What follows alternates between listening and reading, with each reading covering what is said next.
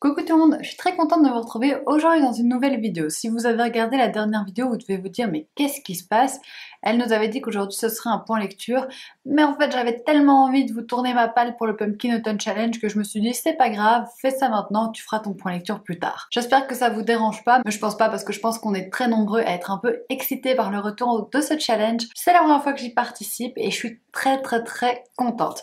Si vous ne connaissez pas du tout le challenge, je vous renvoie vers la chaîne de Guimauve qui vous expliquera ça beaucoup mieux que moi. Elle a fait une vidéo explicative et présentative du challenge, donc je pense que ça pourrait vous aiguiller si vous ne savez pas du tout de quoi je parle. En gros, moi je vais vous expliquer vraiment en gros de chez gros. C'est un challenge sur le thème de l'automne, vous l'aurez deviné à mon avis, qui se déroule du 1er septembre au 30 novembre et vous avez 4 menus dans ce challenge qui vous proposent différentes sous-catégories et vous piochez des livres de votre palle qui collent aux différentes catégories.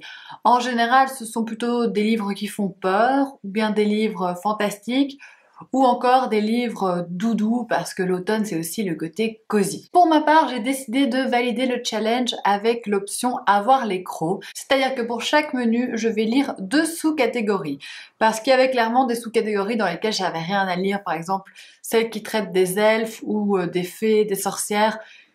Si vous me connaissez un petit peu, vous savez que j'ai pas grand chose de cet ordre-là dans ma pile à lire. J'espère que c'est plus ou moins clair pour vous, c'est un peu compliqué à expliquer, c'est vraiment pour ça que je vous invite à aller voir la vidéo de Guimauve, à aller voir le groupe Facebook également, à utiliser le hashtag Pumpkin Autumn Challenge si ça vous intéresse, mais à mon avis, ça vous permettra d'y voir un petit peu plus clair par rapport à ce challenge qui n'est pas hyper facile à expliquer je trouve. On va commencer avec le menu Automne frissonnant. Pour la catégorie Le cri de la Banshee, donc c'est-à-dire un livre thriller, épouvante, horreur, bref quelque chose qui fait peur, j'ai choisi Sac d'os de Stephen King. Je vous accorde que la couverture est absolument affreuse.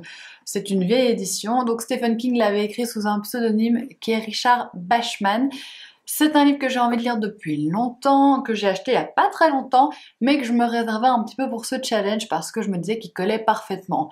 Bien sûr, il pourrait aller dans d'autres catégories, mais moi je l'ai mise dans celle-ci. En gros, ça nous raconte l'histoire d'un homme qui est obèse et qui, un jour, par je ne sais quelle circonstance, se fait jeter un sort par une bohémienne et il va maigrir à vue d'œil sans rien pouvoir y faire.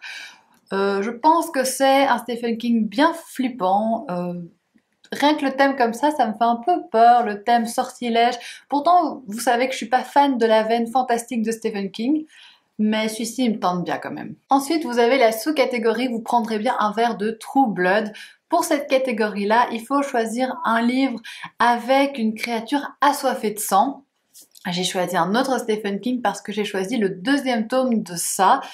Je sais qu'à la base, Guimauve, elle envisageait plutôt les vampires, les créatures démoniaques comme ça, mais je trouve quand même que le clown dans ça est bien démoniaque comme il faut, et il est plutôt bien assoiffé de sang aussi, il a pas peur de tuer, donc ça rentre bien dans la catégorie pour moi. J'ai lu le 1er tome il y a un petit temps maintenant, je crois que c'était en février, janvier-février, ça fait longtemps, c'est des beaux pavés, ça se lit pas vite, mais c'est des histoires hyper prenante. Si vous ne connaissez pas du tout l'histoire, ça se passe dans une petite ville des États-Unis où un méchant clown kidnappe des enfants, sévit.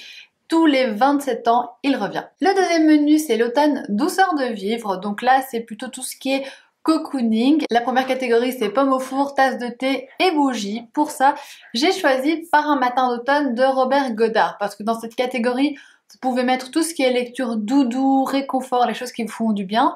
Mais il y a également tout le pan secret de famille. Moi, c'est plutôt là-dessus que je me suis basée parce que j'ai pas beaucoup de livres feel good, réconfort, etc. Mais donc j'ai choisi Les secrets de famille avec Par un matin d'automne de Robert Goddard. Et en plus, dans cette catégorie, si vous avez un livre qui se passe en automne, votre livre compte double. Donc, c'est plutôt chouette. Celui-ci, je sais pas de quoi il parle. À l'arrière, il est recommandé par Stephen King. Je sais que c'est un secret de famille, ça se passe, il y a une histoire pendant la guerre, je pense. Voilà, mais je sais vraiment pas ce qu'il en est, mais il est depuis 2 ans dans ma palle. J'attends chaque fois l'automne pour le lire, l'automne est là, je ne le lis pas. Cette année, je sens que c'est la bonne. Toujours dans ce même menu, il y a une autre catégorie que je vais devoir lire parce que j'ai du mal à retenir le titre. C'est La feuille d'automne emportée par le vent, en ronde monotone, tombant, tourbillonnant. Là c'est simple, il suffit de choisir un livre avec une couverture dans les tons automnaux, c'est-à-dire du jaune, du rouge, du marron, du orange. Moi j'ai choisi le jaune et j'ai pris Nos années sauvages de Karen Joy. Pardon pour le bruit, c'est mon chien qui joue. Kenzo, qu'est-ce que tu fais? Kenzo. Pour cette catégorie, j'ai choisi Nos années sauvages de Karen Joy Fowler. C'est un livre que j'ai déjà mis dans plusieurs piles à lire sans le lire jusqu'à présent. J'y compte bien cette fois-ci. Ça nous parle d'une famille assez atypique avec en particulier une petite fille très atypique. C'est tout ce que j'en sais. Pour ce livre-ci, ce qui est assez particulier, c'est qu'il y a des échos très positifs et des échos plutôt négatifs. On verra bien ce que moi j'en pense. En tout cas, apparemment, c'est un roman très original. La troisième catégorie, c'est l'automne ensorcelant. Donc là, c'est plus tout ce qui va tourner autour de la magie. La première sous-catégorie que j'ai choisie, c'est Witch's Brew. Oh non, c'est la honte, mon accent. La première catégorie, c'est Witch's Brew. Et là, il fallait de la magie dans un univers SFFF. Et j'ai choisi Reine des cendres de Erika Johansen. C'est un livre qui a pas mal fait parler de lui. Vous en avez peut-être déjà entendu parler sous le nom La Reine du Tearling. C'est comme ça qu'il avait été édité en grand format, c'est sous ce titre-là. Je ne sais pas de quoi ça parle. Je l'avais reçu dans une box. Ça, c'est de la fantasy.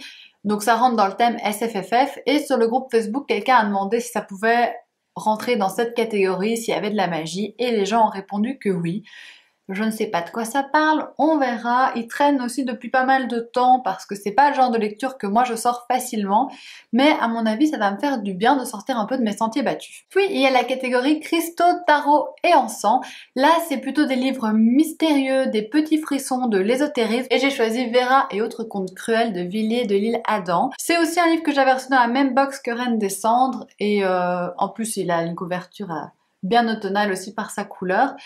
Ici, c'est des contes un peu fantastiques, un peu étranges, qui font un peu peur. Donc, je trouve que ça rentre bien cette catégorie. À mon avis, je vais pas non plus ne pas savoir dormir la nuit à cause de ça. Je pense que, voilà, petit frisson, on est bien. Il y a quand même un caractère fantastique. À mon avis, ça rentre nickel dans la catégorie et c'est tout petit, donc ce sera facile pour le challenge. Et le dernier menu, c'est l'automne enchanteur. Pour ce menu-là, je triche un petit peu parce qu'il y avait deux sous-catégories pour lesquelles je n'avais rien. Donc je vais pas acheter des livres pour le challenge. Le but, c'est aussi un petit peu de vider ma palle. Donc, j'ai 3 livres en fait pour une seule sous-catégorie. Bon, je respecte pas vraiment les règles à ce niveau-là, mais c'est pas grave. Je me dis que c'est aussi un challenge qu'on peut adapter en fonction de nos pales. La seule sous-catégorie que je vais remplir, c'est donc Au détour de Brocéliande. Là, c'est tout ce qui est nature, légende et nature writing. Donc, en gros, des choses que je n'ai pas l'habitude de lire. Et en nature writing, j'avais ce livre aussi dans ma palle, c'est Béni sur les enfants et les bêtes de Glendon Swarthout. Ça parle d'un camp de vacances, à part ça, je ne sais pas du tout de quoi ça parle. C'est aussi un petit livre, apparemment, qui est vraiment pas mal, c'est ma maman qui me l'a donné, donc on verra bien. Écoutez, j'ai pas d'a priori sur ce livre-ci. Pour les légendes, je suis partie sur les contes et j'ai ce livre des contes de Grimm. Il est énorme, il est assez joli à l'intérieur. Je me dis, allez...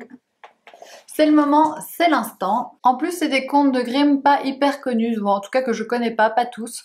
Donc c'est sympa aussi. Et le troisième, c'est un livre que je vais normalement recevoir en service presse de la part de Casterman et c'est une bande dessinée. C'est bien parce que du coup ça changera un petit peu de format. C'est La légende du coucou de Wagner Willian. Ça parle d'un homme dont le grand-père est mort et son grand-père était obsédé par une légende, la légende d'un coucou, et on va revivre cette légende à travers notre personnage. Je pense que ça rentre très bien dans le thème aussi. Et voilà, c'est tout pour ma pile à lire du Pumpkin Autumn Challenge. Comme vous voyez, il n'y a pas énormément de livres, j'en ai 9. Donc bien sûr, sur les 3 mois que dure le challenge, je vais pas lire que 9 livres, hein. J'en lirai d'autres pour un peu entrecouper tout ça et pour pas rester que dans les mêmes thématiques. Mais je suis contente parce que l'année passée, je n'avais pas participé parce que j'avais pas assez de livres. Cette fois-ci, j'en ai pas mal. Je ne soupçonnais même pas que j'aurais tout ça qui conviendrait. Donc je suis très contente. J'espère que cette vidéo vous a plu. Dites-moi dans les commentaires si vous aussi vous participez au Pumpkin Autumn Challenge. Et n'hésitez pas non plus à me donner vos pales. Ou bien si vous avez fait une vidéo sur le challenge, n'hésitez pas non plus à me la mettre en commentaire pour que j'aille voir. Je vous fais de gros bisous et je vous dis à la semaine prochaine dans une nouvelle vidéo.